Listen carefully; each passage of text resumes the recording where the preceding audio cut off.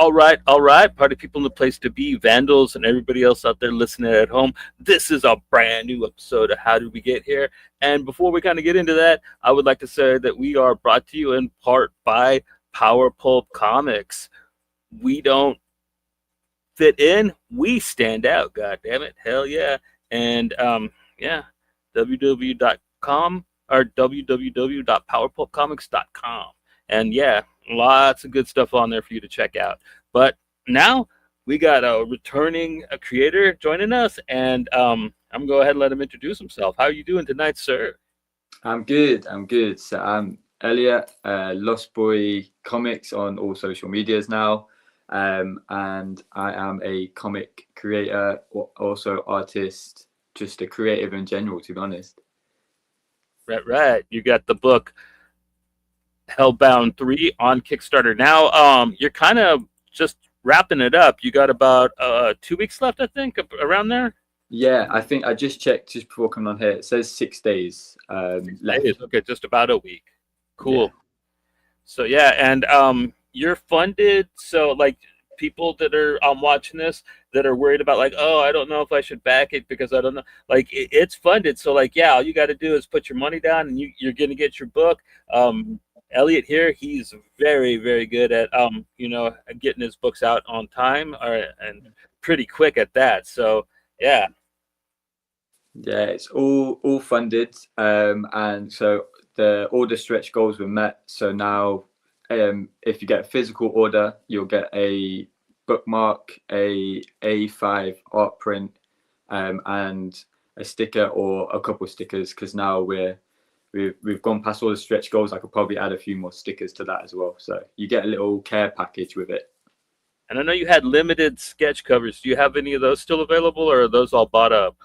I think there's a few left, and if they are out, I'll just put some more out on there to get through to the end, so there's more chance for people to grab them. Right on, right on. Like I was, I'm gonna go ahead and say Joe could not be with us tonight. He had explosive diarrhea. He cannot get off the bowl. So yeah, it's just gonna be me and Elliot tonight. But yeah, we're going to be rocking it. We're going to be talking about Hellbound because there's a lot to cover, man. This book is really exciting. And yeah, we covered the first issue with him when it was live about 2 years ago, a year and a half ago. About a year and a half, I'd say. Yeah. So, and we didn't really get to talk to him too much about 2, where a lot of cool stuff happened in 2.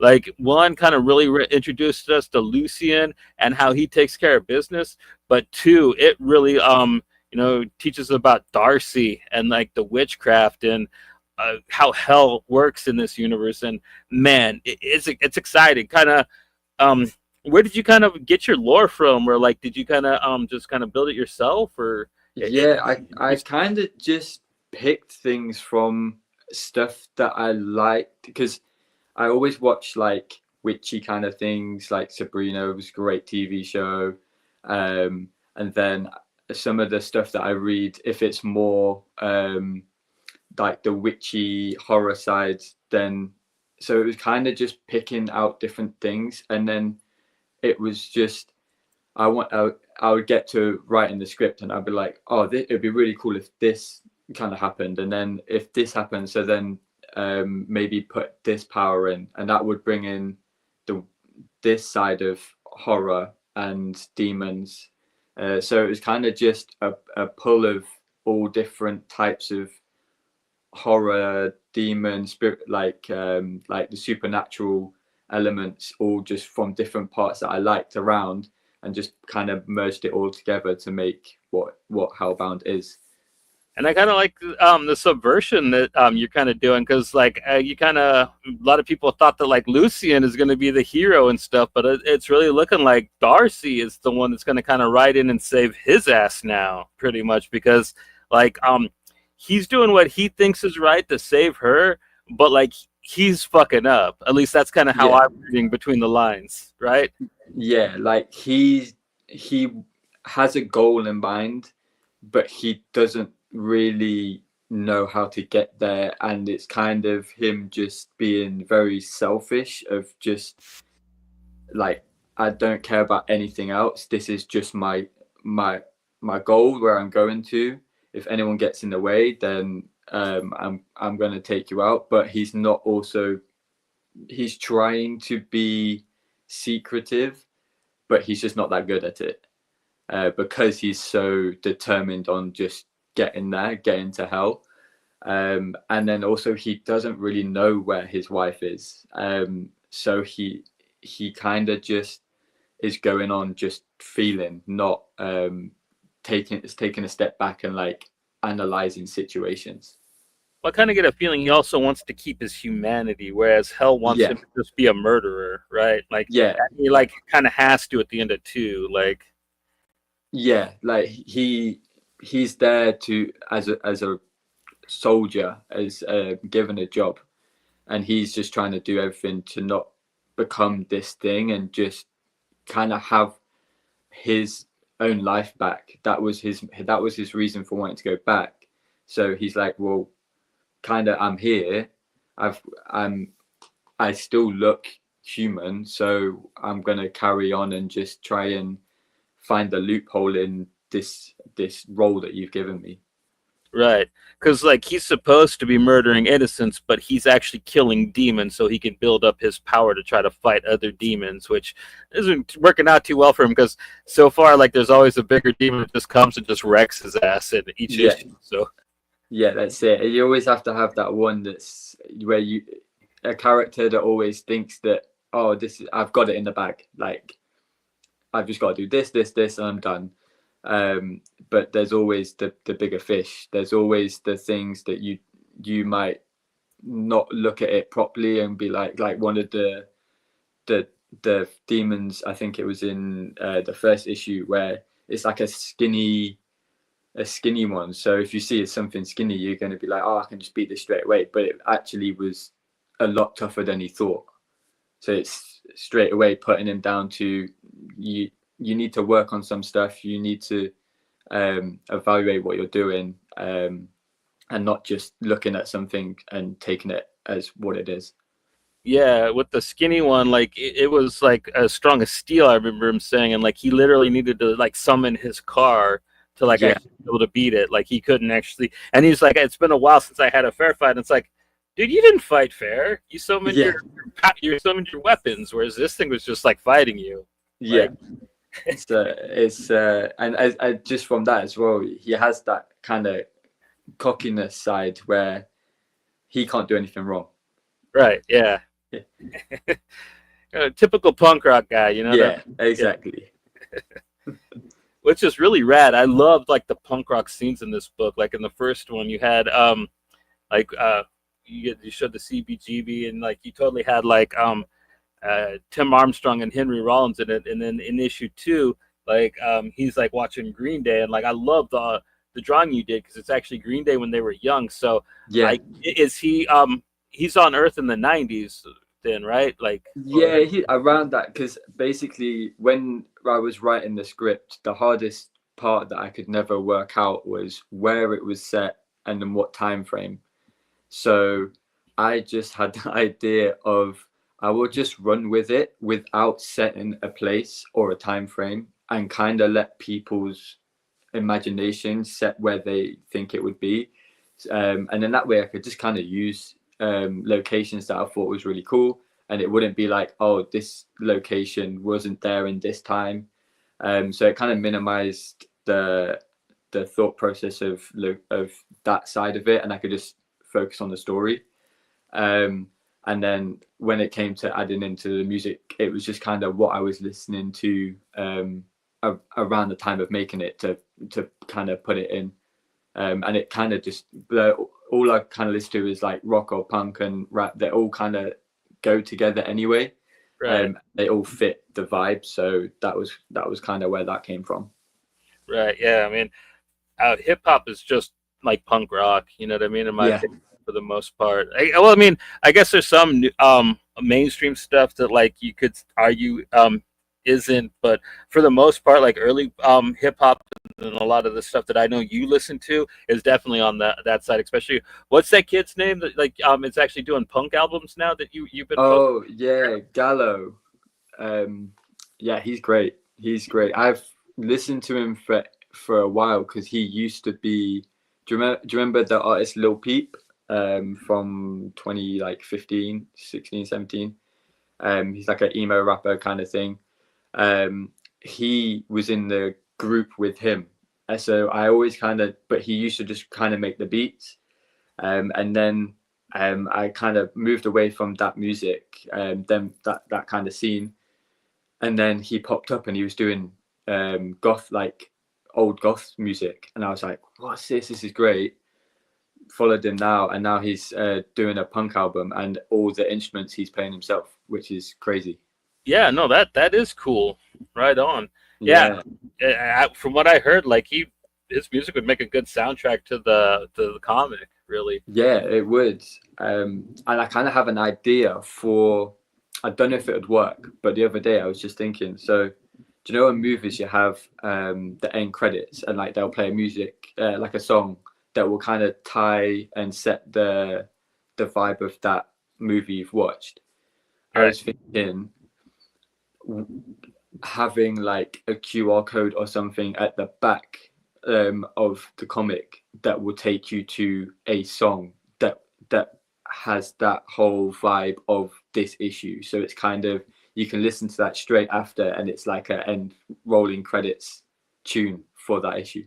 Cool. Yeah, it kind of takes the soundtrack for a comic thing to another level. Actually, like it's a bit of interactive there, which is cool. I love that comics have been doing that. Me and Joe covered one the other day where like it has to do with like online stuff. So like you click the QR code, and it actually like you get to read the chat logs and stuff that the characters from the comics I had. Okay. Yeah, I kind of like stuff like that. Yeah, that's really cool. Because I feel like I have to try and do something that's, with it being an underground comic, I can pretty much do anything with it. So seeing how I can adapt the medium to adding different elements, but that also it, as its core, it is still just a normal comic, but there's little elements that I can add to kind of level it out of everyone else. And what's really cool about this, man, is like you said, it kind of started out as your like homage to Crow and Spawn, but like you really kind of turned this into a singular thing that's far apart from either of those properties, which is really rad. Yeah, it was. Yeah, that's how it started, because it was just, I've never written anything before, like a story. I only just passed English at school, so for me to go, I'm going to write a whole story was a bit off left field for me. But so it was kind of like, well, I know I really like this comic and movie, The Crow, and also the darkest themes of Spawn. So merge them and just see where it goes. But obviously once you start writing, you get more ideas of, I could do this will look really cool, and you just end up bringing in elements that change it and put it away from that stuff. But when you think of, like, when I go to describe the story, it does sound very similar to The Crow and Spawn. Right. Yeah, I guess. But like at the same time, now with with what Darcy's doing and stuff, like it's moved well beyond, really, Yeah. So that's really rad for people like that, like you kind of give that kind of a synopsis to, and then they pick it up and read it.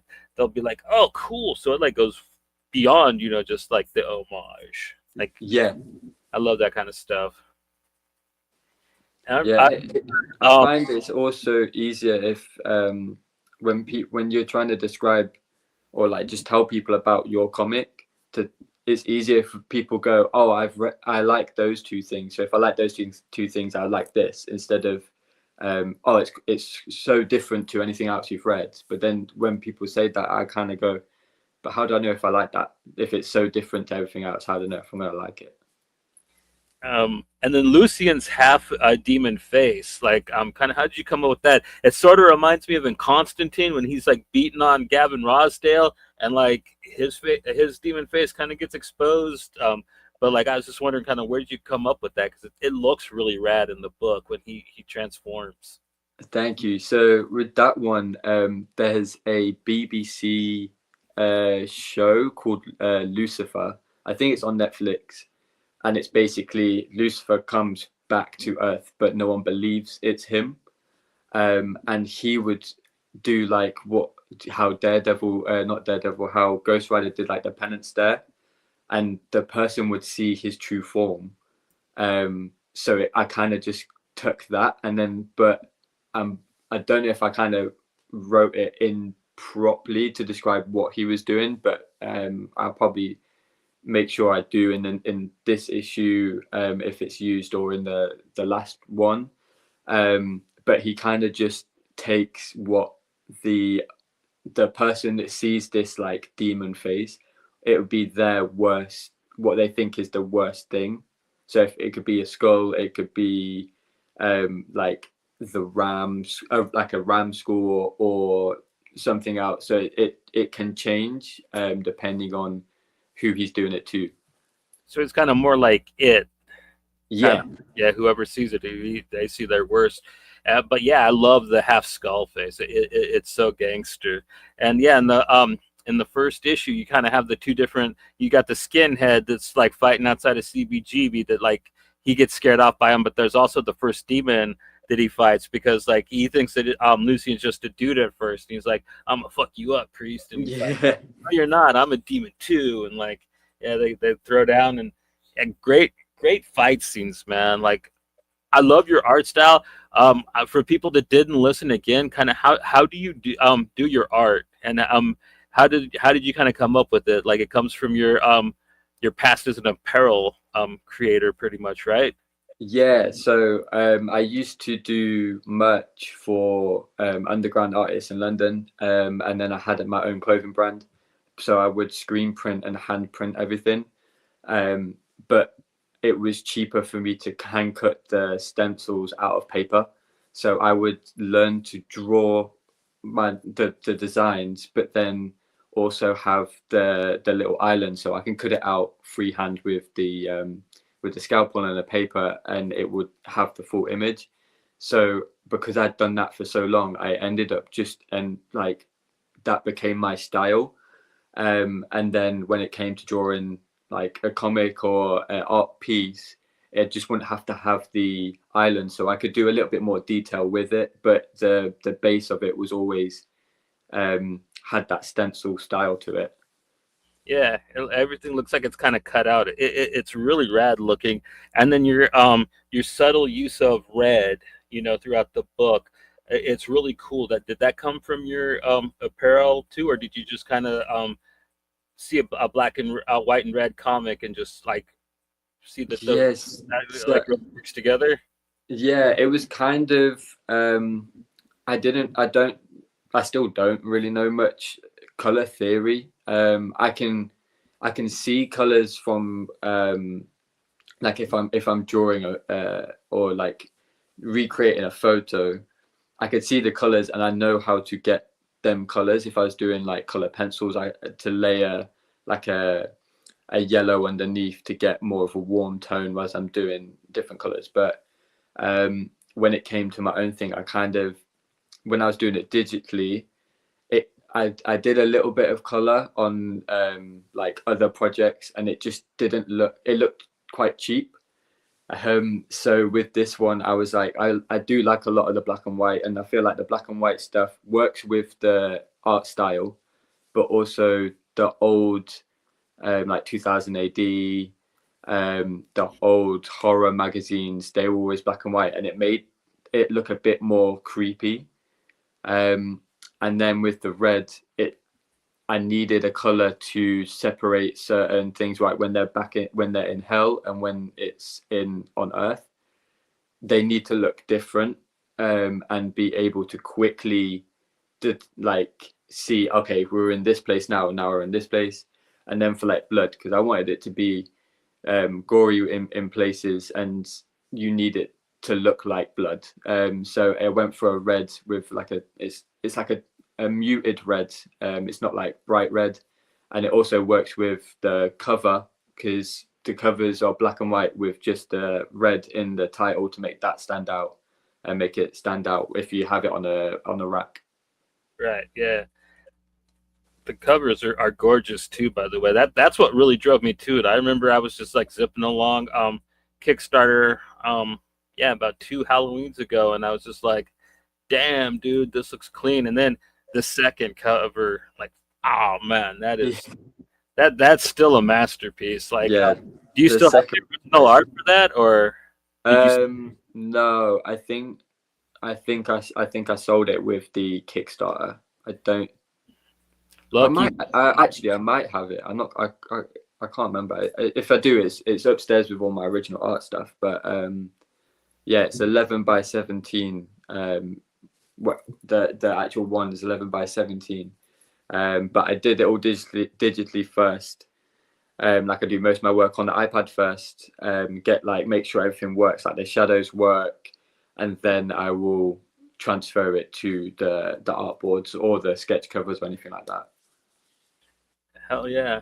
And yeah, I'm glad that you do the black and white. I mean, like, I know a lot of people think that only color comics sell, but like, I think that the black and white is going to have another new wave, and it's going to snap back again, because like indie books just look right that way, in my opinion, especially like you were saying, horror books, and especially like you were saying, like if you don't know, if you're not a colorist, like it's just the way to go. You know what I mean? If you don't have somebody actually coloring your book, you know, that knows how to do it, to lay down flats and stuff. Like, because Kickstarter is so full of books that like the coloring is just atrocious on them. Like, Yeah, I see. There's a few. Like when I did issue 1, I met a guy online, and he was doing his first like graphic novel, and his colors are amazing. It like his book literally looks like it's produced by Marvel, on that quality. But he does all of his. But then he's shown me how he does it, so I just need to kind of like test it. But I right, feel like the black and white as well, you can see the artwork better right, than, because another thing that I don't really like with the Marvel and some of the DC stuff is they have this really detailed artwork. Like the recent one, the Deadpool, the crossover with Greg Capullo doing all the pencils and stuff, and it's so detailed. And then they do the inking in black, and then when they color it, the colorist turns that black line into a darker shade of yeah, the color, and I feel like it just loses all the detail, all the what someone is actually like put down on paper and made sure this line goes like this. You just lose it. So with realistic, dynamic coloring is ruining comics, in my opinion. yeah, it is. It just doesn't look. Comics are meant to look drawn. It's the same. I feel the same way with cartoons. It shouldn't be a 1-to-1 of real life and move it the perfect amount of frames. It should be drawn. If I wanted it to look super polished, I would look at a photo. And if I wanted to watch something that was super smooth and dynamic and everything like that, I would just watch a normal movie. Right. And plus, like, you're doing something that's like punk rock, goth, and metal, Yeah. like that. Which, like, if you look at like the old artwork, I mean, like nowadays there's a lot of color, like on the album covers. But if you look at the classic stuff, like it had that really kind of Xerox black and white, you know, like over what's it called? Over contrast black to it, and like your art just fits it. You know what I mean? It really looks like you're nailing what you're going for. It's got a look at that mosh pit scene. It literally looks like I forget the photographer's name who did all those wonderful black and white pictures of all the hardcore shows in the 80s. Yeah. Looks right out of his photography book. Yeah, that's it. It was. I feel like the black and white, you can see more of the artwork, and also people love artist editions. So it was kind of like you get the normal comic and it's an artist edition at the same time.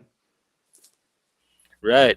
Oh, and also, you kind of released to us versions of the comics that have no words. I was wondering if you were ever going to print those. Yeah, I Yeah, could do. Yeah, because I did it for issue one. I don't know if I did it for issue two because kind of no one really, because it was like an option for the Kickstarter on issue one. So like only a few people kind of wanted that option. So I should probably do it for all three. But then I think when I do a collected edition, I could probably just do that at the back and make it like a thick, like a director's cut, right. big book. So I have the 4 issues. Then I'll either do like even if it's not all the pages without letters, but like my favorite ones, and also in from issue one, like the first page of issue one to the last page of issue two, you see an artist like development, Yeah. and then even in issue three, I haven't gotten to inking these pages yet, but there's like a point where you can see that I've learned a bit more about shot selection, angles, and adding in a bit more backgrounds, because I started speaking to a few people in the industry and they were like, oh, try this, try this, try this. So there's a point as well in that. So by the end of the fourth one, you will see a full development of me just looking at comics and going, I wonder if this is, I guess this is how you do it, working all the way through to pretty much how it should be if I was doing a portfolio to send to the big two. And that's a great thing about like Kickstarter and like the Instagram scene really, is that there is a community that like once you kind of like do your first book, like there are a bunch of guys that they'll pick you up and kind of show you and like Yeah, and talk to you about like, this is how I do it, and like, this is how, the Joe Kubert school says to do it, you know what I mean, if you care about yeah, that thing. yeah, that's it. Because I've this year I started taking like TikTok a bit more seriously and make sure I was posting on there. And a guy brought a commission and he sent my work to one of the people he's made friends with who works at Marvel now. And that guy, I can't remember his name, he worked on a few of the Moon Knight books. He's like a fill-in artist for Moon Knight now. And he was like, oh, send me some of your work and I will basically give you a review. And he was just like, okay, you've got the drawing and your own style down. It's now shot selection. Why pick a close-up? Why do this and that? So from that day I was like, okay, I need to make sure I'm thinking of these things and not just straight portraits all the time, like a portrait at a different angle or close in of like just a section of a face if it needs to be really serious or things like that. So in issue 3 you will see a development in that side of it now. Yeah, in issue 3, you put out this neat little ash can so far. I think it's kind of just more of an idea of what we're gonna get, more than like Yeah, actual pages from it. And yeah. it's rad though. I particularly like this last page with I believe that's Gladys, right? Or is that Lilith? This one is Lilith. Yeah. Okay. So she is now ready for battle because she, from issue 2, she knew people are turning up. So she was kind of planning on going to hit and attacking them head first, but they're pretty much coming to the main castle in hell. So she's just prepping for that, and that's going to be her new like battle suit for issue 3. And then she's also sending her Nephilim up to kind of kick Lucien's ass, right? That's kind of something he's going to be having to deal with in issue 3. Yeah, so she has her little like henchmen. They're called the Lilim, so they're like her children, and they all have different sections in hell. So you've in there, they're all different types of people. So we had like the old witch, we had like an orc. There's a guy with like a long sword, and he's got crows, and each one has kind of a creature that is associated with them, and they have their own section in hell. So it's kind of like we're going into battle with levels of, there's this section, we've made it through here, we've made it through here, and then some of them might make it into Earth to try and get hold of Lucien before he gets there. And then you also have the henchman that works with Lilith, but on Earth already, and he's the one that in issue 2 gave Lucien the priest to kill, and just kind of like tests him and make sure he's doing what he should be doing. What's his name?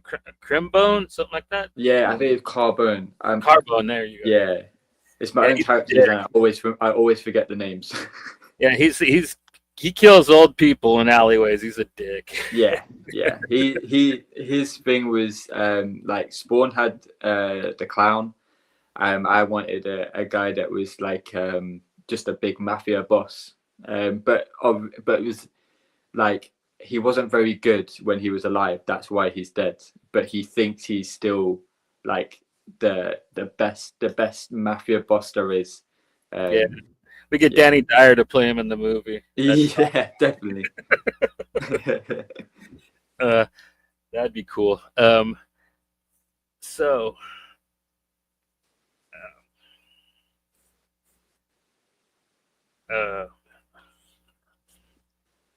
the big battle, man, it's really coming though, huh? Yeah, that's so. Issue 3 is the setup for this battle, and I didn't want a finale of the story to just kind of be start and finish, because I've been reading a lot of stuff recently, like miniseries, where it starts off really good. You have that really good build and the world building. You have like the main thing that's going to happen, and then the final issue is like still building towards it, and then it just does it in a few pages. Yeah, Marvel's really bad at doing that, man. Yeah, I can't remember what they did. It was Predator versus Spider-Man. That's one that really, really annoyed me, because it was 3 issues built up, and it had that like real horror Predator vibe for a Marvel, not even in a red band, just straight off the shelf. Anyone could pick it up, and it was really good. And then the final issue was still building up to the final end, and then the final end was done in literally 3 pages. So it was just like you knew it was going to end, because you knew it was only going to be 4 issues. Right. And so with this one, is you've got the build up. This issue might kind of jump around a little bit, not in timeline but in location, because obviously we have what's happening in hell, we have what's happening on Earth, and getting everything lined up to then get to the midpoint, which is the end of this issue. And then from the start of the final issue 4, it's all in one place.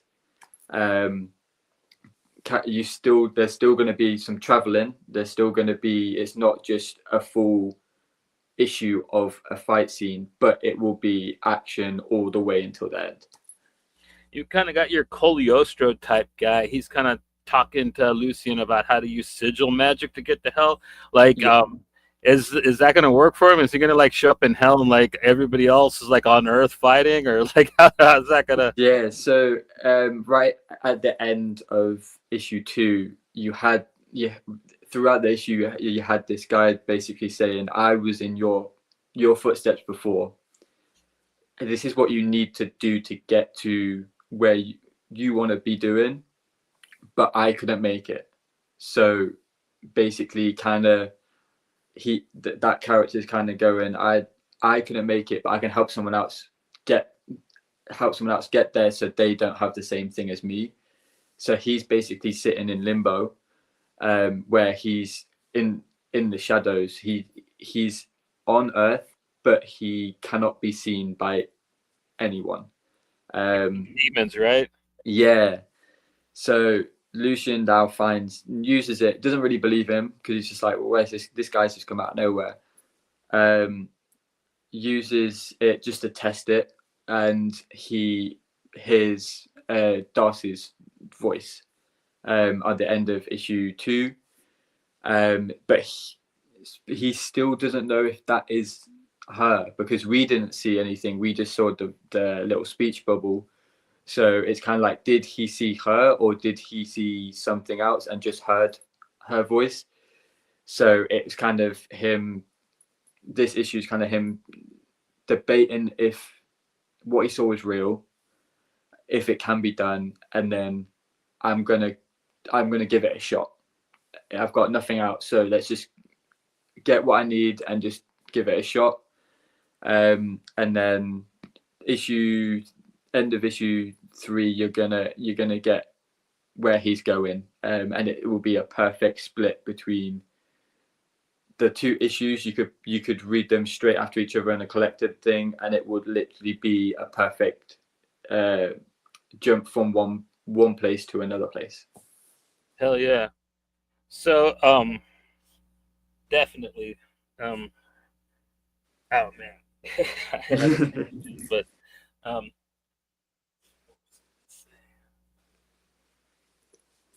yeah, it's a fun one. It's a fun one to write. And then I was on the stream on K-pop the other day, and one of the guys, because it was like a bunch of us, and one of the guys goes, "Is it like a one and done, or could you expand it?" And now it's got me thinking, could I expand it in the future if I wanted to? Where could I do it? So I don't want to just fully end it. Just so if I want to go back and carry on this one, because it is the first one I've ever done, so it kind of holds a special place in my heart. Of this is me finding out that I do want to do comics, and this is the first one. So might find a way to bring it back. So yeah, it won't be just like super one and done, but it will be enough for you to have, if nothing else happens, you've still got a full story there. So him hearing Darcy's voice, like, he might be a little confused by that, right? Because he doesn't know exactly where she is. He actually probably thinks she's still on Earth somewhere.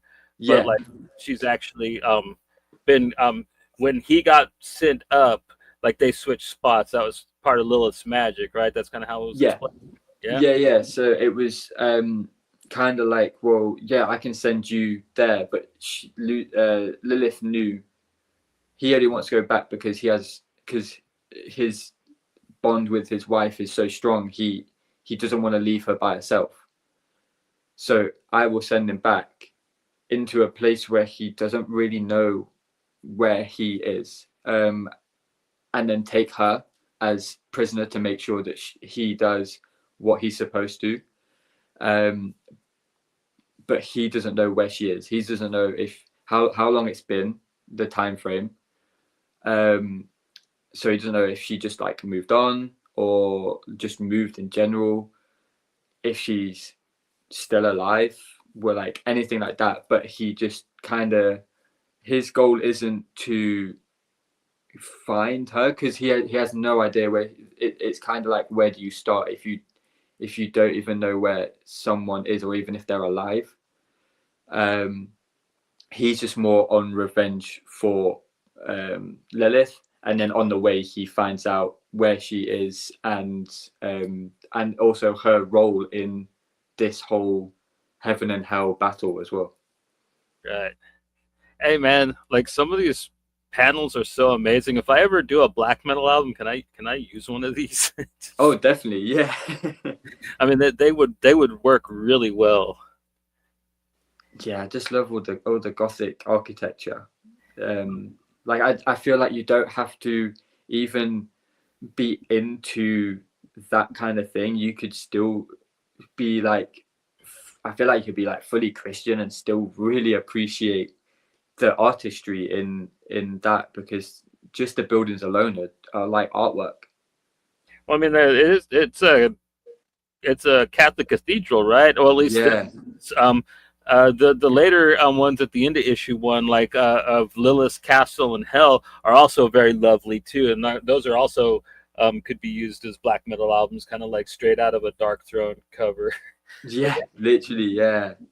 And but the hints of red, man, and especially the tone of red you use, that's straight up scarlet, or is that crimson? I'm To be honest, I have no idea because I went on to the fine tune, like the little sliders on Procreate, and Nope. just like messed with them to get to a like a I basically wanted like Blood. a muted matte red that would work as blood, but also not be. I kind of wanted it to have like a slight brown tint, just because I prefer a lot of the muted colors, like and like earthier tones. Um, and then I feel like it didn't stand out too much. Like it still stands out because the whole comic's black and white, but it doesn't stand out as like this is red, like bright red. Um, so it still keeps that kind of vibe. But yeah, I actually don't know what color it is. So what can we expect for the War on Earth, man? Like I'm really excited to see what that's gonna look like. So it's there's going to be a lot of creatures. There's going to be a lot of gore for sure. And it was kind of, I'm kind of treating it as the layout is kind of like a a video game where you have the levels, and as you have like your level 1 and 2 that are in this one area, one location on the map, but then there's always like a boss level, a boss villain that you have to beat to then get onto the next level and next location. So it's kind of, it would be like that going through, but because there's going to be two, you've got Darcy and the Hellstorm traveling, and then you have Lucien traveling. So, but they're not traveling at the same time. So you're going to have kind of how both people, both teams kind of attack each section of hell as they go to Lilith. Sweet. And Heaven's pretty quiet, and I really love your mythology here. The way you kind of like have God, like he's kind of gone astray, kind of like in Preacher, and Adam, the first man, has kind of taken over heaven, which is why Lilith is so damn Yeah, ready to just take over Earth and like do anything to scar his reign as the benevolent one. So is Adam going to make an appearance at all, or is that maybe going to be in the next arc? it might be. It might be. He could make an appearance. I don't have a full idea, like a set in stone of his appearance. Um, but I'm thinking either if he doesn't appear in the actual series of issue 1 and 4, when I do a collected edition type, I wanted it to be add stuff that was different. So if you had collected issue 1, 2, and 3, and 4 on Kickstarter, and then I go, oh, here's them all together, you kind of like, oh well, I already have it. This will have a different story, like a short story, and I feel like that's when I can add um, the Adam, how he got there, and the relationship between heaven and hell, and not hell and earth and heaven and earth. Very interesting, man. Yeah, that's a great idea too. Kind of like add deleted scenes to it. Yeah, where it builds on the lore, but I kind of felt like heaven didn't need to make a full appearance in it, because it also makes you think, well, where is heaven, and how, like, well, they kind of abandoned earth, so why do we even care if we're doing good or bad? Because there's like it's there because obviously demons and Lilith and hell's there, so they have to have heaven, but they haven't interfered. So it's kind of Yeah. like, well, they so defenseless now of it, or they just like fully given up, and it kind of makes the reader kind of decide on that side of it. Nice, yeah, because like I was gonna say, like there's all these demons just running around, fucking around, but like yeah, there's no angels at all, to try to hold the balance, quote unquote, like most other stories have, which also is really neat and kind of helps keep Hellbound, its own thing, in a sea of kind of stories that deal with this type of good and evil. It's Yeah, a fresh air, man. Like I'm really happy to have found your book on Kickstarter when I did. thank you. I'm glad you found it too, because at the time I wasn't really posting any like artwork for comics, and on the Kickstarter I just did it on, I think it was on like a Friday. One of the guys I sent it to, the comic YouTubers, Mon Comics, and he was like, "Oh, you're doing a Kickstarter for it?" And I was like, "I didn't even think of how I was going to put this out. I just kind of did it." And then by the Sunday, the Kickstarter was up and running. So it's crazy to see how Kickstarter is great for like people finding indie comics, and being Kickstarter is like a community itself, where you don't have to have a big following to get a project funded. It helps get crazy money and like super outdo your stretch goals and stuff. But if you, for me, it was the goal was 150 for printing. Right. Once I've funded the printing, it's cost me nothing. It's getting my work out there, just see how it works. And yeah, it got funded in 4 hours, which was crazy. And well, that's the good thing about you too, man. Is like you only ask for what to print the book. A lot of other people they want like 5 grand. Yeah, You don't really need that much to do the book. I understand you want to have a nice little cushion, but at the same time, a lot of people are going to look at your goal for this book, and they're just going to be like, I don't know if we can make it, and they'll just kind of pass it yeah, on. I know a lot of people feel that way, whereas you kind of had like a nice, reasonable goal, and that helped you get your first book, and that's another thing that people look for is that if you have one project done, people are more likely to jump on issue 2 and issue 3. You know what I mean? As the more and more you, yeah. the more That reasonable you look. Yeah, that's it. It was kind of like people are setting goals of 5 grand, 10 grand, and I'm kind of like, well, if you look at their Kickstarters, when they're, if unless they're like a well-known name, it's like, oh yeah, well, it's going to cost you that much because you're gonna have to get a lot of stock in.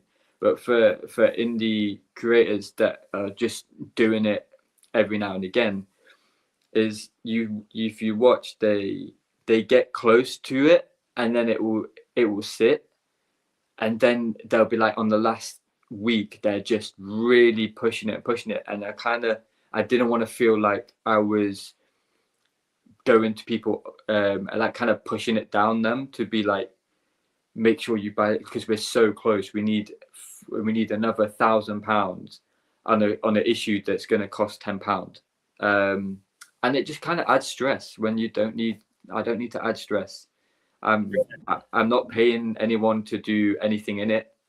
Everything's done by me. I just need to make sure the printing's covered. Once the printing's covered, anything after that is profit. And also when people go, oh, it's already 100% funded and it's still got half the month left, I will back it because I know I'm going to get something, and it's done its stretch goal. So I'm not just getting the issue at like £6. I'm getting the issue, a bookmark, anything like that. So the more profit I make, it basically makes the cost of each issue really, really small. So then it kind of splits it out. So it makes it's kind of better for both. I don't have to stress about trying to push it, especially with this month as well. With all my commissions at the start of the month, I literally had no time to really like promote it. And because I've got close to finishing it. So once the Kickstarter is done, I would say a week after it will be sent out to printers. But unlike last time, I had them all done. Like I had the issue in hand before the Kickstarter. So it's kind of like you get the product, you get it quicker. I don't have to stress. And when the goal is already funded, there's no you know you're going to get the product. So it's kind of just a win-win, really. And plus, you're doing the stretch goals like they used to be done. You're not being like one of these guys that's like, okay, we unlocked it, so now it's an add-on that you can pay an extra $10 for. Yeah, I hate that. yeah. The whole thing is you've made money, and like some of them, the stretch goals are like an extra £1,000. Like £1,000 is a lot of money. So you've made that extra, and then you're still going to charge people. If it works for people, I'm not going on here and like trashing on all Kickstarters, because it's how you want to run your business. Right. And if it works, it works. But for me, it's my thing is I'd rather the product go out to people, and then they go and tell their friends, oh, look, there was this, and it was reasonable. It was around what you buy at the comic shop with the others. So that's it. This goal was a little bit higher than the others. I think this one was either 200 or 250. But this is just because I've got to reprint issues 1, 2, and 3 instead of just one issue. So the printing cost will go up. That was it. That was the only thing. Well, that's badass though. You've had to actually go and reprint the earlier issues, so Yeah. That's killer. Is this the first time you've had to reprint issue 1, or like? So I think I reprinted a few for the Kickstarter for issue 2, but like I think it was like 2 or 3. So, and I had some left over from the first Kickstarter. So I only had to print 2 or 3 new ones. There is like a slight difference in the two issues. I think one has like first printing versus second printing or something like that. And then the third one, I'm gonna get rid of like when it says first or second printing, and then just have the new website logo on it. So that will be the if you see that one on an issue, you know it's third printing or more. But the covers stay the same. So yeah, which is cool, which is fine. Some big labels, they do new covers for the new printings, but I don't see the point really. You know what I mean? Especially with another like this. Like and the covers are so iconic for it, anyways. Like the first one with the Lucien, just like, man, I gotta take a shit. Right. Yeah, it was. That's the thing with the covers, is they all worked so well, and then I had ideas to change them, but if I change them, they have to still fit that vibe and that look, because I want them all to work together as a set. But then if I use something else for like the second printing of issue 1, and it was something I actually really liked, I couldn't use it now for issue 3 or issue 4. So right. It was kind of just keep it the same. I did think about changing the text color, but then it wouldn't work with the color inside. I wanted it all to be kind of cohesive. The color of the bookmark though changed for issue 2, and it might change for issue 3. I just need to pick which graphics and stuff I'm going to go with and see if a different color works. Because like the purple worked with the issue 2, because there was that hint of purple of magic in it. So that's why that bookmark was purple, because it was kind of the statement of this issue. We have a new color, a new element to the story, but there's no kind of new color added in issue 3. So we will see. It's normally when I get into the designing part, it's normally what I think looks really cool at that time. So and also for people that are listening, you have a pretty lucrative side gig in comics too. You've been doing kind of supplementing yourself with sketch covers, which have really been flying off the shelves, man. You've been Yeah. crazy with them. How many did you do this week? Yeah, so this month I had 27 commissions and I have um 3 left. I have 5 waiting for blanks to come in, but I had to get them from Canada because there was literally no place I could grab them in the UK, which was crazy. But like, yeah, so there was 27, and then before that I had like 15. I got it down to 2, and then the next day it jumped back up. So they're doing really well. And the style is very similar to the art style of the Hellbound stuff, but it has more detail in it. And I've started adding color. I did a full color Predator, which was really cool, with paints, like colored inks and ink washes. And then I done a few others with the little hints of color, but the main one was that Predator, which was all like greeny browns. It looked really, really cool. Yeah, you've done all over the spectrum. I saw you did like Absolute Batman. You did all kinds of, like we said before, Jeff Johns' Ghost Machine stuff. That seemed like you have a guy that like is always getting those from you, right? He's always got like got a standing order for them. Yeah, it's Cam. He just messages me every now and again, and he just goes, "I've had an idea of 3 covers," and I go, "Okay, what are they?" It's not going to be a simple, just a portrait of Redcoat or Geiger. It will be, so there's this scene, like the 2 I did recently was the Han Solo versus Greedo. He wanted Redcoat to be the one that shot Han. So that one was fun. And then obviously films are rectangle horizontally. This one is portrait, so I had to redraw and basically reimagine what that scene would look like if the camera was behind Han Solo. So Han Solo's falling back, being shot in the head, and then you have Redcoat just sat chilling opposite, which was really cool. And then another one was Rook Exodus as Darth Vader when Anakin becomes Darth Vader for the first time, and his that Padme's dead, and he's there just screaming, just screaming into the void. So again, and that wasn't just a straight on photo. Is the reference? He's sat slightly facing the side, and he's looking not fully up, just slightly up.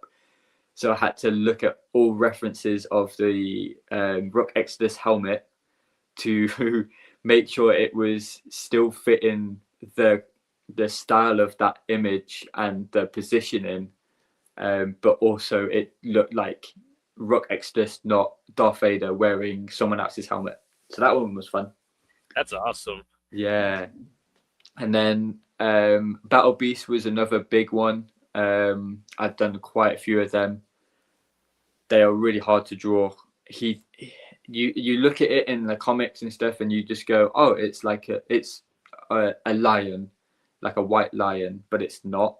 The snout's it's got armor on. Yeah, I used to have Battle Beast figures when I was a little kid. So yeah, it's got the armor on, but then the snout is a little too short.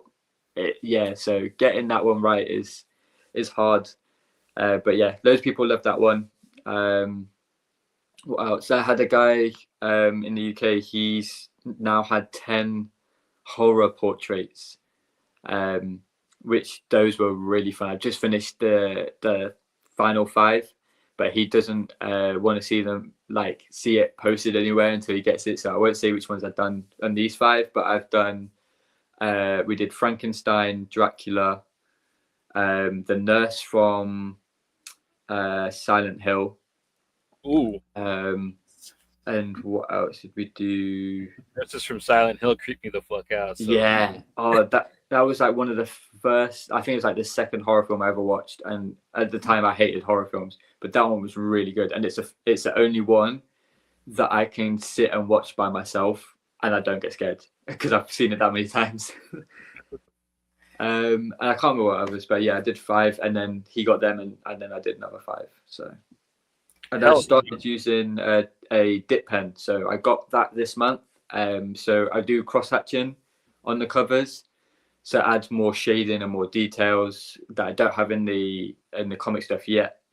And I've just got a dip pen, so the cross hatching is a lot more finer, and you can see the detail and like the light changing on the planes of the face and stuff a lot more.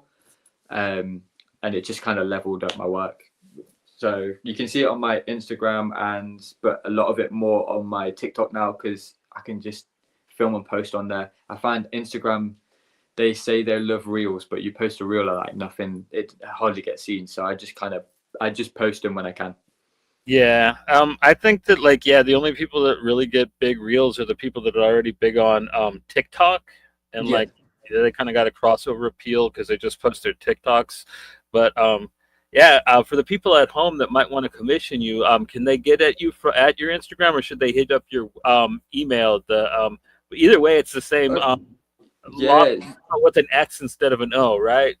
Yes. No. So it's all now the Lost Boy _comics, because I had it like the other way, and then I found that every kind of platform I was on, it was a slight variation of that. So now I've managed to get it all to be the same. And also it kind of made it easier to just say the word instead of having to fully spell it every time. But yeah, they can message me on Instagram. If you find me on TikTok, you can message me on there. And then I also have a website, which is gauge-studios.com. And that one has like pre-done sketch covers on there. It also has PDFs for 1 and 2 of Hellbound if you didn't want to grab them on Kickstarter for some reason. But yeah, they're on there. And then there'll be the physical versions of this as well. Once the Kickstarter ends and I've got stuff printed, it will just stay on there as well. Right. And the reprints of 1 and 2, are they going to be on there as well, or? Yeah, I'm gonna have full issues 1, 2, 3, and then issue 4, and then I feel like I'm just gonna keep having the single issues up there, and then when I do a collected edition, or however I do a collected edition, that will be on there, and just keep having like a big long storefront of everything. So if someone finds me in 7 years and I'm still doing comics, and they go, I really want to read the first stuff you did, they don't have to go and try and find it on eBay, because not many got printed. So it's kind of just, it will be there. People can just grab and do that. The super rad T-shirts that you made for issue 1, are those still available? Would they be on the website? So you had the one with the. They're not going to be on the website. They're on the Kickstarter. I did the main reason the website is different to everything else was because it was my clothing brand, and I was planning on doing clothes again, but I just don't have the time to hand print all the clothes, and it kind of costs quite a bit now because all the blanks are quite expensive for like decent quality ones. So the clothes are on the Kickstarter. If people wanted to grab them, they can, and that's fine. But I just didn't want to have them on the website, and when it gets really busy, have an order and have to spend a day cutting out stencils and doing all of that when I need to be doing other stuff. Gotcha. Cool. Yeah. I just was wondering because like every now and then like merch like that would be kind of cool. Like I know people are really into tote bags too, so I was thinking maybe there's a tote bag. There's a tote bag on there on the Kickstarter as well. And then I feel like once I get more of like a consistent fan base of buying the products, then I can like do a limited run of tote bags and just get them all printed either at somewhere else, or still do the hand print, but like bulk hand print, and then just have them sat on the site. But for now, I don't have the space for the products as well. But like comics, they don't take up that much space, so that's fine. But like, yeah, it's just the big stuff. It's either I have to do it all in advance and then have somewhere to sit it, or I do it on demand, but then it takes a lot more time than that I need to be working on other stuff as well. Right on. So, do you have any plans to be going to any cons this year, or do you got any signings or meetups at stores planned at all? No, not yet. I feel like next year, it might be kind of the end of next year, but I plan to try and do a con. There's only a few in the UK. I was planning on going to Thought Bubble this year, to do like a 2000 AD. They do a talent search thing every year. I was going to enter that, but I just couldn't get the work done in time. And I also couldn't really get to that convention, so I've scrapped that. I'm not going there.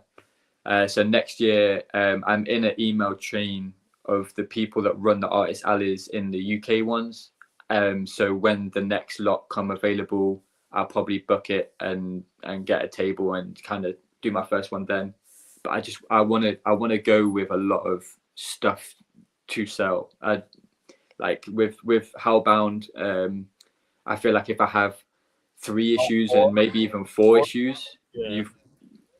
it looks like it looks more professional than just his issue 1. So yeah, I do want to do it, and then maybe the year after, go to like comic shops. But in London and in the UK, there's not many that take on indie comics. Like in America, it seems like if you've got a comic and you've got a LCS, you can speak to them and they'll take it. The ones in the UK are kind of like big run. Commission? Pardon? They don't do commission at all? No, because like Forbidden Planet now owns the store near my work, which I've been going to for like 2 or 3 years.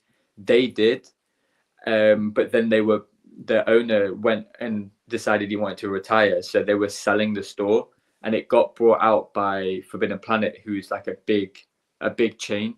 So you have to go through their like main team to try and get your stuff into their stores, unlike going straight to the store and they just go, oh yeah, we'll take 5. They will be like, oh well, we've got a massive store central London, one in Camden, we've got one in Birmingham and Liverpool. So it's like they'll want minimum of like 10,000 or 5,000. So yeah, but I feel like I just need to do a little search and see what other stores are around the UK, because a lot of the cities don't really have Pulp guys, man. Like they deal online, but they'll get your stuff in shops in the US, or at least try to. Like who's that one, guys? Chris Anderson, the Coates brothers, John and James. I'll shoot you their Instagram. Okay. Yeah. Send me the stuff, because I feel like this kind of stuff will probably sell a bit better in America. I feel like America is a bit more into the indie stuff. I feel like there's places in Europe like Athens, and I think like Paris and stuff is very they have a big community of indie creators, and like that's the main thing, is they love indie comics. But I feel like the UK, they kind of want to be America too much. Yeah, it's all on getting big in the UK, so you can come over here and be a big fan.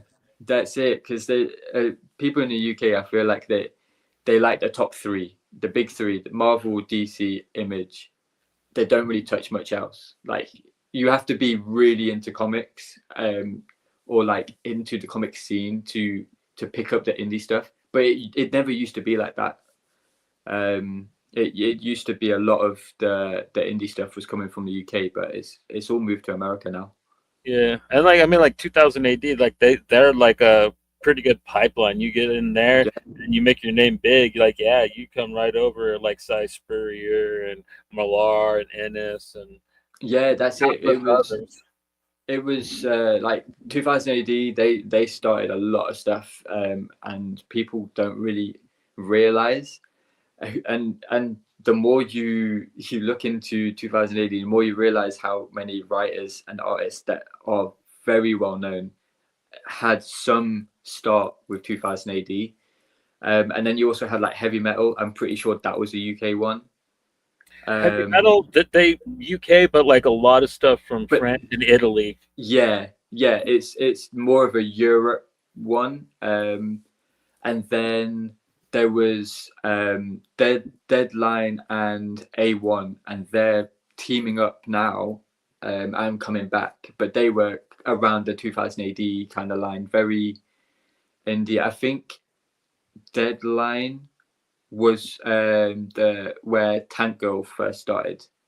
Okay, so they're pretty much ran by the same company that does 2000 AD. They're just Yeah, a different magazine, like with a different focus. It probably post-apocalyptic, because like yeah, that was the thing in the 80s. They tried. They had like Crisis magazine and Warrior magazine and Star-Lord magazine, which was trying to like have genres for each book. And then 2000 AD kind of was like the centerpiece, where like they had Dread and Rogue Trooper and ABC Warriors. But like what's his name, the Strontium Dog, he was over on Star Lord until like that magazine didn't work anymore, and then they brought him over to 2000 AD. So yeah, it's a neat thing. Like I really wish that the magazine format would take off in America. Like for some reason, yeah. the magazine format and the graphic novel format have never gotten a foothold over here, and it boggles my mind. The magazine, I get why people don't like it, because I'm not a big fan of the magazine stuff, but it's only because of storage. Right? The Yeah, only because thing. they don't make bags for them or boards for them. No, and they they do, but they're so expensive because of the size, and they are a bit harder to find. But you can't, they don't fit in a comic box, so now you have to get a magazine box, or you have to stack them um, to fit. But me, I want everything in my comic boxes, so I know that okay, it's because even It's though it's a magazine, it's still a comic. It's comic panels, it's pages, it's all of that stuff. So it's like I want it all together. Um, but like yeah, so but like as a format, you get more art as well. It's bigger pages, and they're normally like anthologies, which you get in a couple great stories, and it will run. That story will run for a few issues as well. So right. Yeah. Yeah. Most strips, like for a story arc, yeah, they'll probably run about like 8 or 9 to 10 magazines, maybe. yeah, And then like that'll swap out for another one, and then yeah, it's a really neat format. I really dig 2000 AD. And yeah, they're kind of a pain in the ass to get over here. Every now and then you'll find an LCS that carries them, but they'll yeah, always have like older ones. You know what I mean? They'll never have the one yeah. current, and I'll be like, damn it, I want that John McCrae Rogue Trooper cover that just came out. Why don't you Oh, have it? yeah, some of the covers are amazing. Yeah, so 2000 AD, because I think it's because it's classed as a magazine. There's a newsagent that is nearly everywhere called WH Smiths, but yours is called, I think it's called TJ Jones, is like the equivalent outside. It's like the same company, just when they changed the name slightly for different regions. But it's basically like a big newsagent, and it's everywhere, and they still hold it weekly, because it comes out every week, and it's the only like weekly, monthly comic that you can get in a actual normal newsagent that isn't a LCS, which is really cool. Yeah, you got that weekly, and then Judge Dredd magazine monthly, Monthly, which is yeah, cool. And that one comes with a graphic novel, which I always love getting the Judge Dredd magazine if I can find it. yeah, It's got the old graphic novel of some kind from 2000 AD in it, which are always cool. I don't care what it is, you know what I mean? Like I've never got a bum one, you know what I mean? Even if it's yeah. like That's it. And the older stuff is all black and white. It would be the middle pages is color, and then the rest is black and white. yeah, Um, like the big and stuff that Pat Mills was writing, you know what I mean? Would kind of maybe get color, but like yeah, it would be like the odd one. And then when Simon Bisley did Slaying the Horn God, and it was the first mixed media comic panels. I don't know if it was in as a whole or for 2000 AD. But it was where he went into that super painted way. He would use like spray paint for blood splatter, and he would do a bit in pencils and paints, and it was amazing work. That one started in color because it had to be in color. But then I picked up the first Simon Bisley work ever, which is in 2000 AD 555, I think. It's on ABC Warriors, but I picked that up for £2. And Bisley doing the ABC Warriors. His ABC Warriors was gorgeous, man. Yeah, it was. So I saw his work in that issue in a charity shop, and it was like I think it was £4, and I knew of 2000 AD. Like my mum, an artist when she was growing up, and she used to have 2000 AD sketches that she would show me when I was getting into my art. So I always, whenever I see it, I kind of just pick it up and I flick through to his work on ABC Warriors, and there's a panel with one of the like robots. He looks like a slight Grim Reaper, and he's on like a chopper bike. And it's a side profile, and I just saw that and went, that looks so similar to my style, but like perfected perfectly. I need to find out who this is. And I didn't take a photo of the cover, I just took a photo of the page. So I had to do loads of back research from this one photo of a panel and found out it was Simon Bisley, and just dove into his work. And now he's one of my favorites in everything that he does. But yeah, and then finding his first work in a 2000 in that issue, and then finding it in a comic shop for £2, when you would think of first work of like Todd McFarlane or Frank Miller in a comic size is crazy money. But because it's a magazine, not many people kind of go for it, so they're always pretty cheap. Yeah, I mean, Frank Miller's first comic was like a weird Twilight Zone book, so like I wonder how much that goes for. I've never really heard anybody talk about it, like how much it goes for. I've never actually seen it in the wild either, which is cool.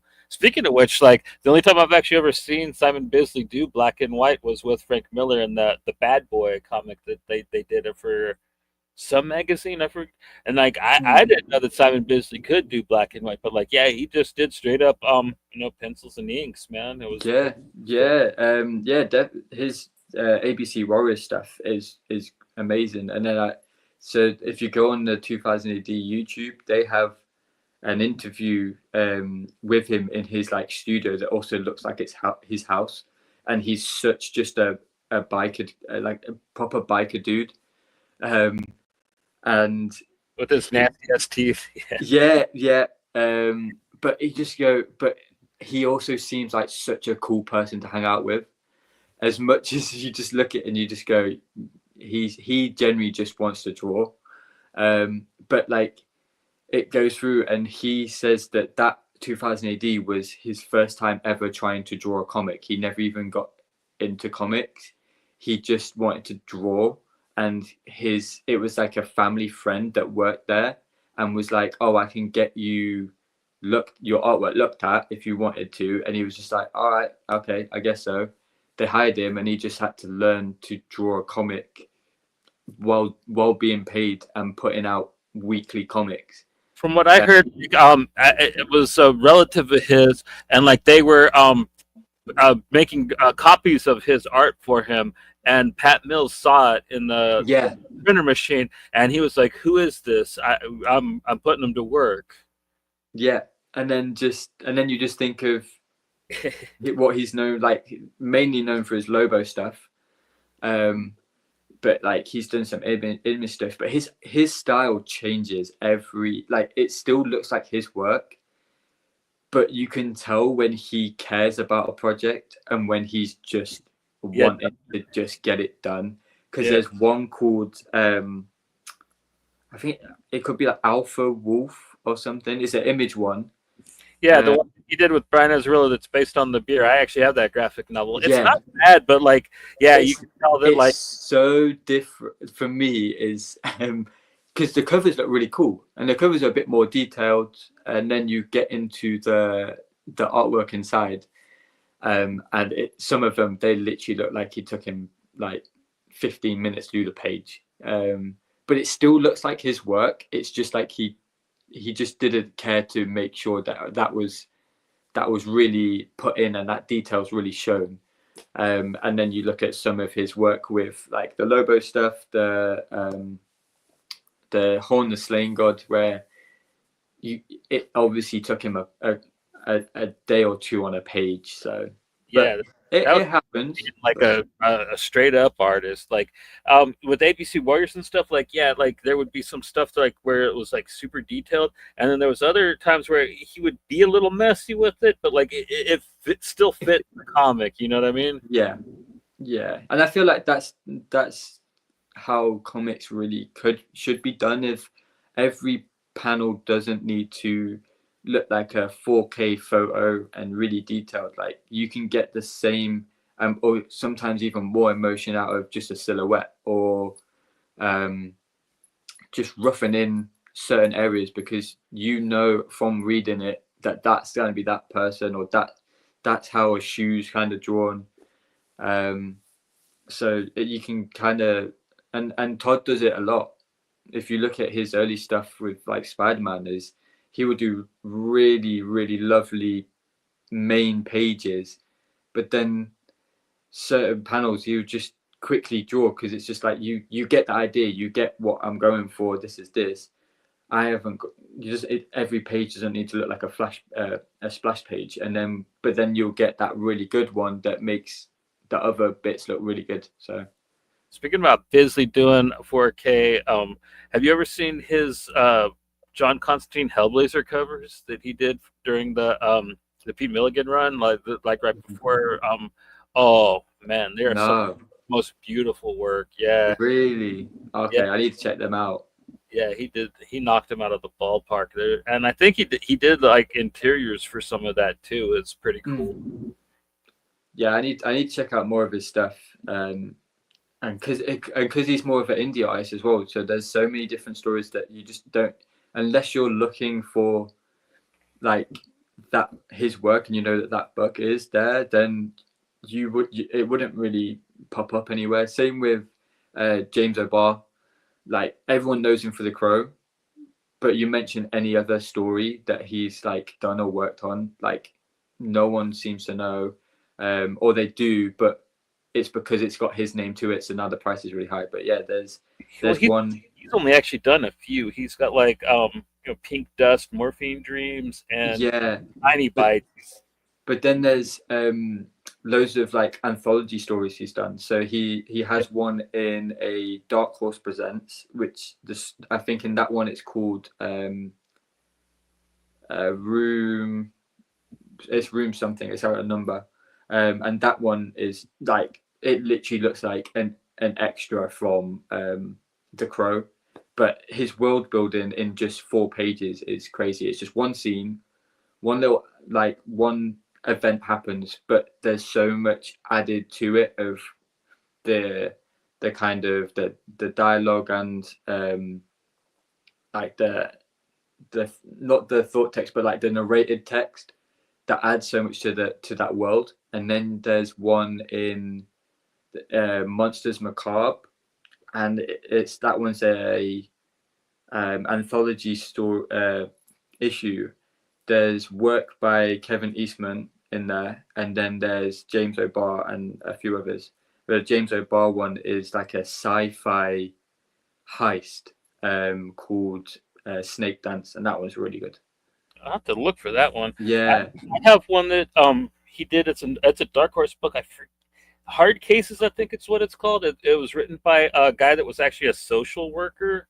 So like Okay. really fucked up crime stories, and his was about these two brothers with like this abusive dad. It's really gnarly. Like all the stories in it are really gnarly. Like I said, Yeah. it's written by a caseworker, so like it's all like real human tragedy type shit. Like his work is very dark, but it's for me is it's not just the artwork, it's the story and how he world builds just by telling you what's happening in the story. And the snake dance one is all painted, so you don't normally get to see his like full painted style. It's like his covers then, pretty much. Yeah. And there's like a dragon in it, so I was like, oh, when do you get to see him draw like a dragon beast thing?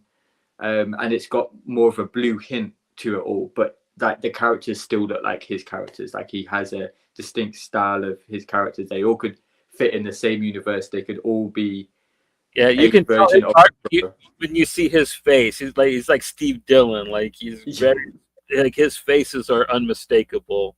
Yeah. And then he's done like covers for different things, and like as soon as you see it, and you just go, yeah, that's either someone trying to do his style or that is him. Most of the time it is him, but I just need to like, he's one of my favorites, so I need to go and hunt down all the other stuff.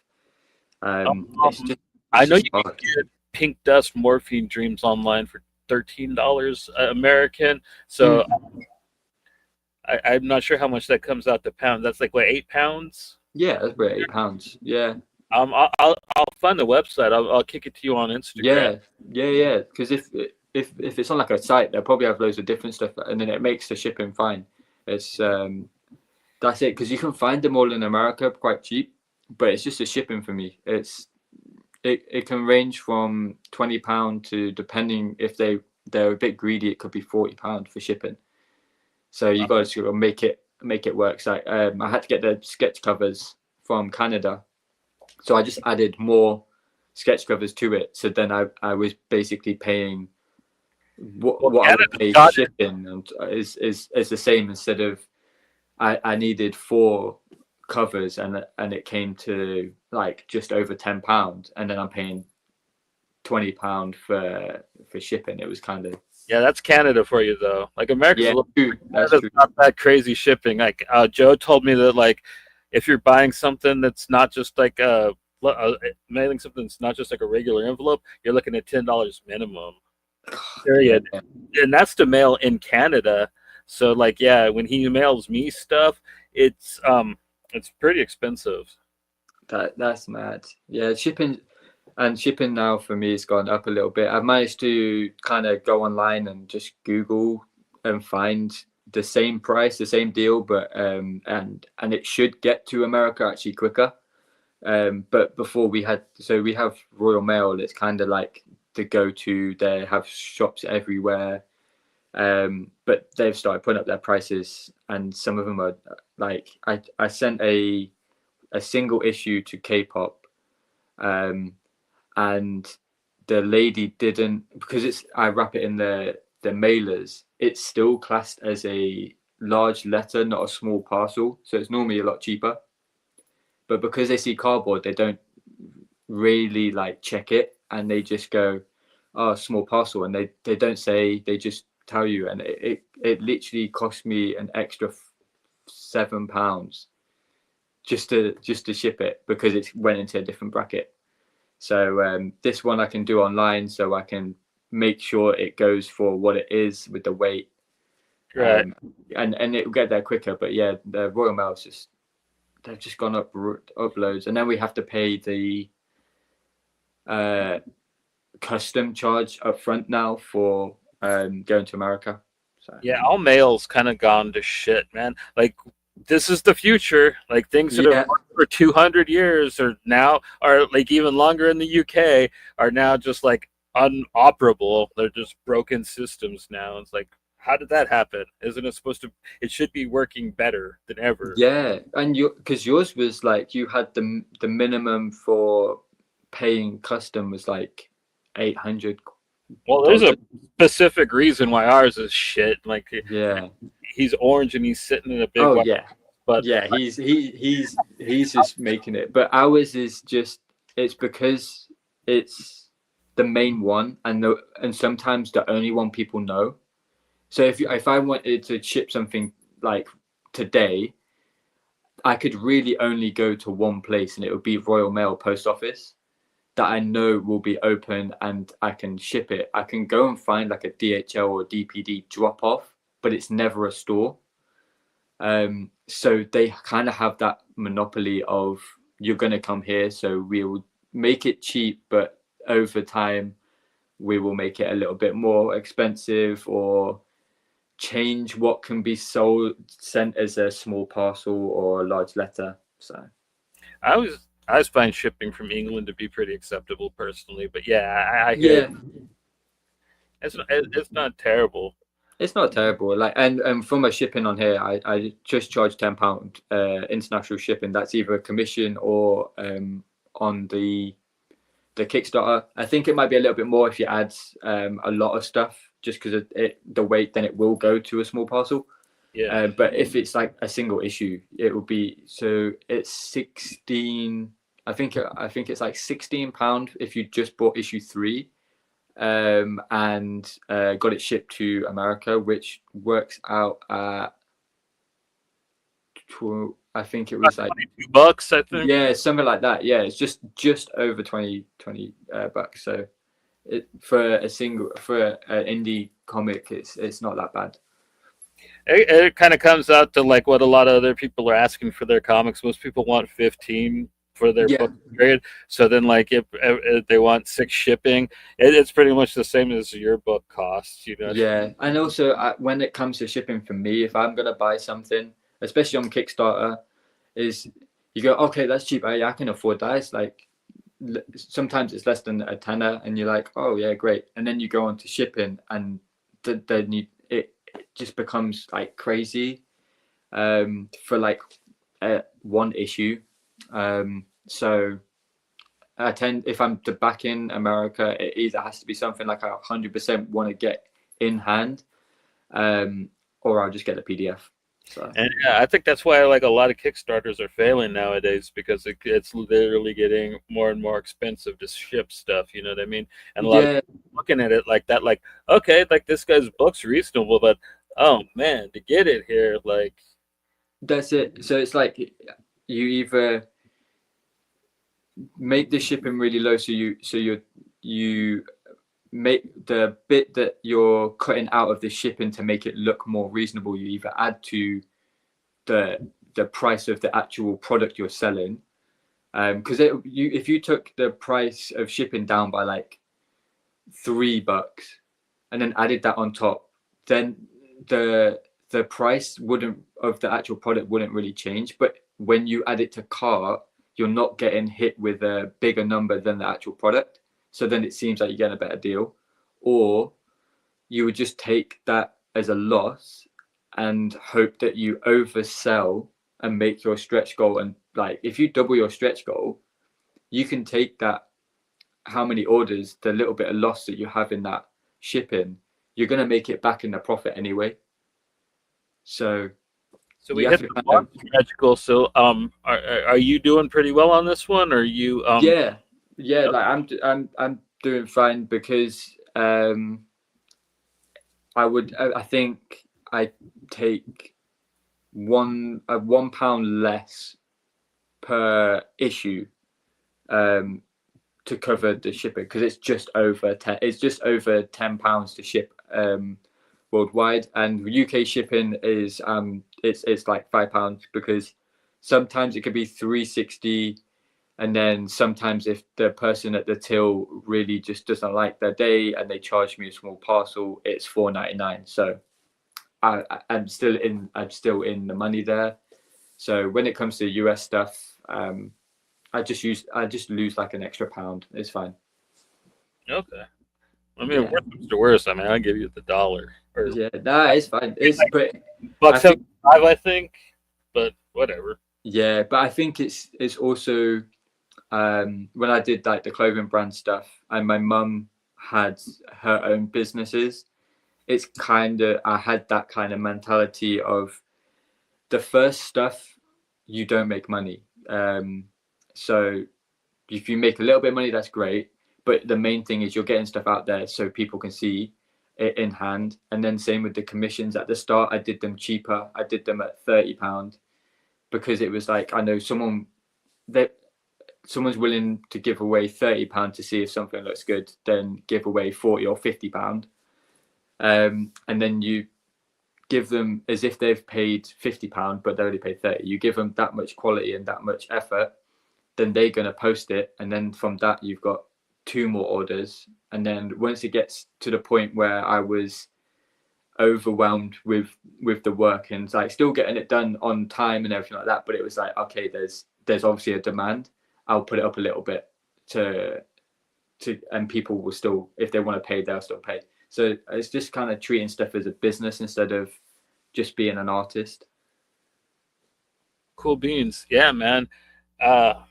This is so exciting. I'm really happy for you, dude. Like I remember, Thank you.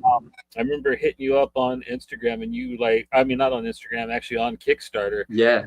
You kind of hit me back right away and be like, yeah, dude, I want to be on the show. And we first talked to you, and I thought you were like incredible, like great talent. Thank you. Just waiting to come out and show the world what you got. And this book kicks mad asses. I cannot wait to get my copy of 3.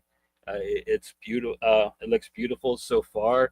I mean, Yeah. Lucien on his chopper, I mean, like, always looks cool. You know what I mean? That's it. I like bikes.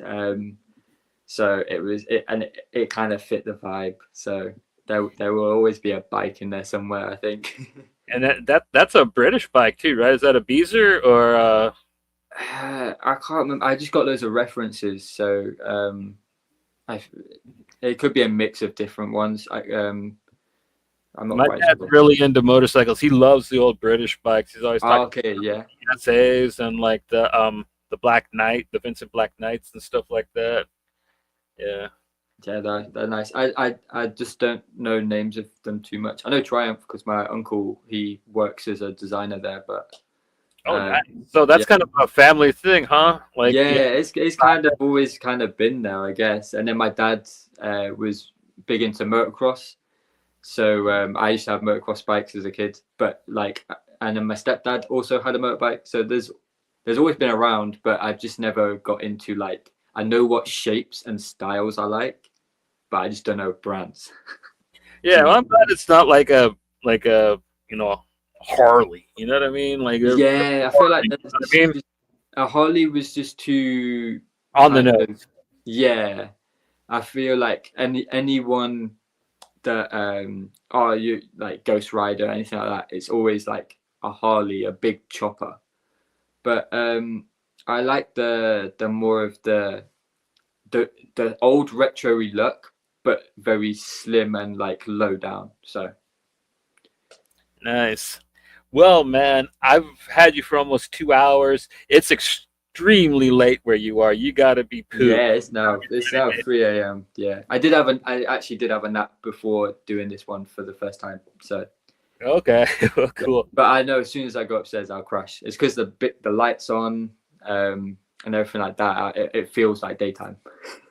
But yeah, man, everybody listening at home, if you haven't yet, check out Hellbound issue 3 on Kickstarter. The link is in the description. And yeah, man, like we said before, there's nothing really to worry about. Like, the book is pretty much done at this point. It's well funded, and Elliot has a great track record of getting these books out extremely fast, so you don't have to worry about like, oh man, I'm going to get this book in March next year. No, It would be the end, either the end of October. If you're in the UK, it'll probably be the end of October, and then probably middle of November. If there's any delay in anything, obviously it will all be updated on the Kickstarter and also on all social medias. But the latest it will be December. Right on. So yeah, people, get on this. And do you have a tier where catch-up tier where people can get 1 and 2? So yeah, like if you haven't read them before, you can get them. I think it's pretty cheap. Like, it's about $40 to get all 3, around there, I think. Maybe, I think maybe around there. So if you get all 3, it's slightly cheaper than buying them all separately. So I gave you a bit of deal, but you can also get all 3 as a PDF. Yeah. So there's sort of PDF options, physical options, a signed option, a sketch cover, and a catch-up kind of ones with all of those different types of tiers, apart from sketch cover. Right. Cool beans, man. I wish you luck on the rest of your campaign. You got about a week left, 6 days, probably about 5 now. So, man, rock on. We will be back on Friday. We're going to be talking to Joel Vandernap about his book Fortress, and then we will also be on Sunday or Saturday with Raymar Brunson. It's going to be pretty rad. We've got lots of stuff still coming up for y'all, so stay tuned and cool. Oh, you're welcome. And yeah, until Friday, everybody, take it easy.